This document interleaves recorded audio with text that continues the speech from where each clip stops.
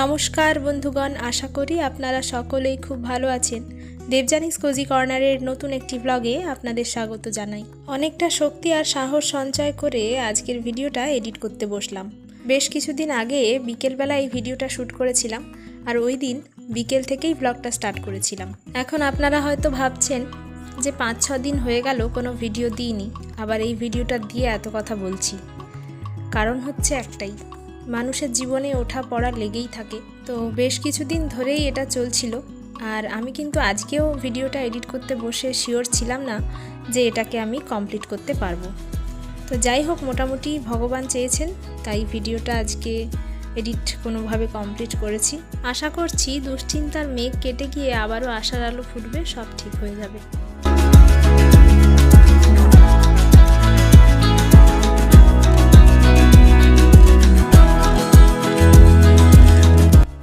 বিকেলবেলা ব্যাডমিন্টন খেলে একটু তাড়াতাড়ি চলে এসেছিলাম ছাদে, একটু কাজ ছিল।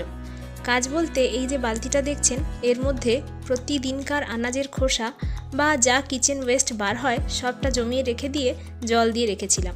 এখন এটা 3-4 দিন মতো হয়ে গেছে, আর জলটা গাছে দেওয়ার জন্য একদম রেডি। তো এই জলটা 1 মগ ছেঁকে নিয়ে 1 বালতি জলে মিশিয়ে আমি সব গাছগুলোতে দেবো।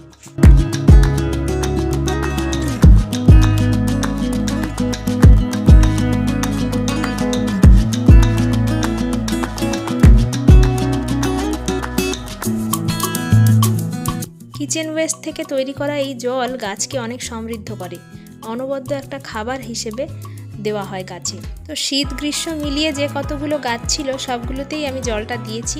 তবে এরপর যেহেতু অন্ধকার হয়ে আসছিল, তাই আর কোনো ভিডিও নিইনি। এরপর নিচে যখন আসি, সন্ধেবেলায় সন্ধে দিয়ে এসে দেখি মা এখানে বিউলির ডাল ভিজিয়ে রেখেছিল, সেগুলো এখন বাটাবাটি করছে, আর এদিকে একটা থালায় মশলাপাতিগুলো গুছিয়ে নিয়েছে। না হলে শালগম করে সেবার ঠিক আছে, কিন্তু এটা হচ্ছে বিউলির ডাল ভিজিয়ে রেখেছিলে তো? কবে ভিজিয়েছিলে, আজকে না কালকে? আজকে।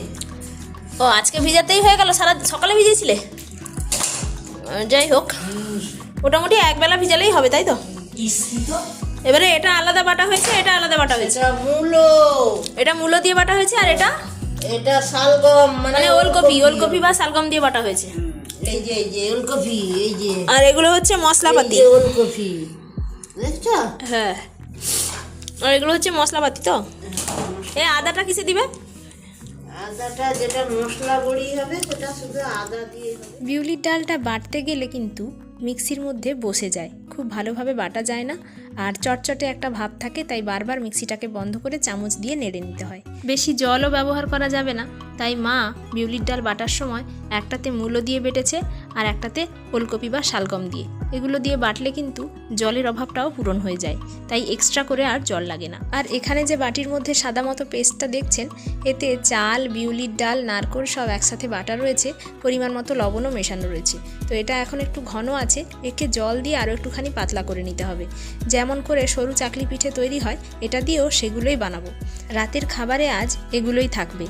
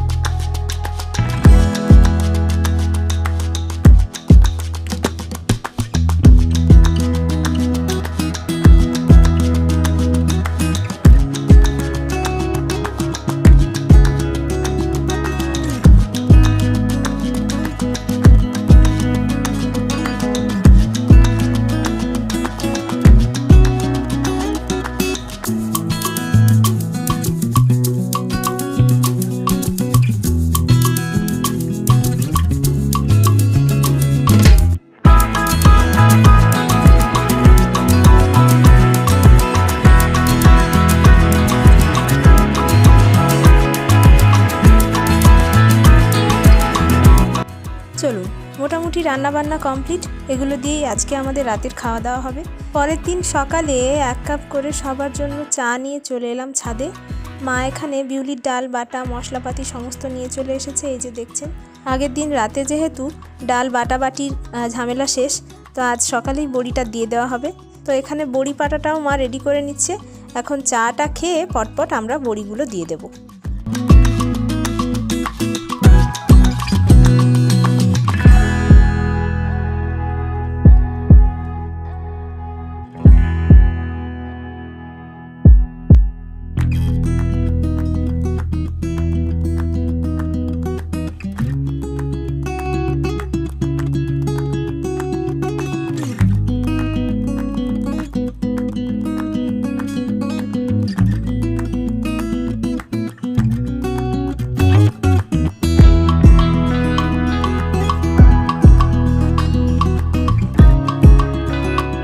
গত বছরও যখন বড়ি দেওয়া হয়েছিল সেই ভিডিও তখন আপনাদের সাথে শেয়ার করেছি।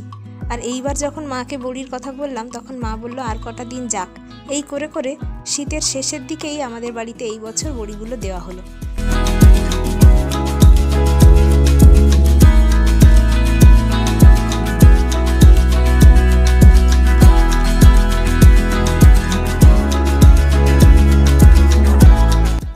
আগেও মা বড়ি দিত চাল কুমড়োর, কিন্তু চাল কুমড়ো এখন খুব একটা পাওয়া যায় না। এবারেও অবশ্য চাল কুমড়োটা খুঁজেছিল কিন্তু পাওয়া যায়নি, তাই মূলো আর শালগম দিয়েই বড়িটা বানানো হলো।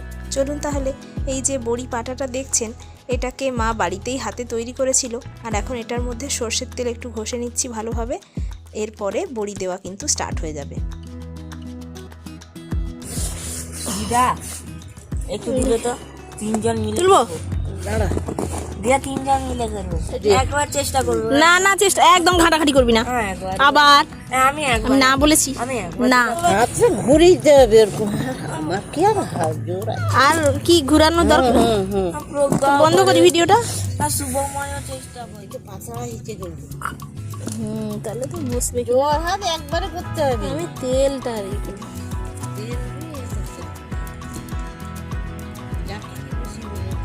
হালকা বসে ঝট ঝট।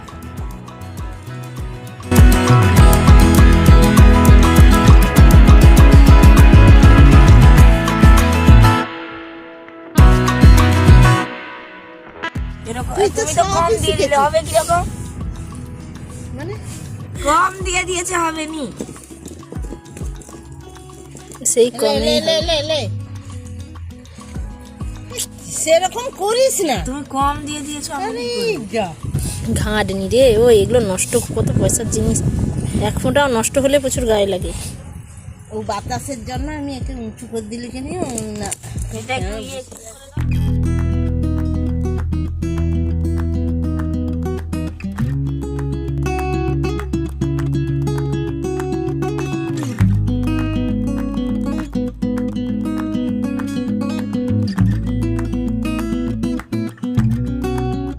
মোটামুটি বড়ি দেওয়ার কাজ কিন্তু আমাদের শেষের দিকে। ওলকপি আর মূলোর বড়িগুলোকে আলাদা করার জন্য মা এখানে মাঝখানে কিছুটা ফাঁকা জায়গা রেখে দিয়েছে যাতে চেনা যায়।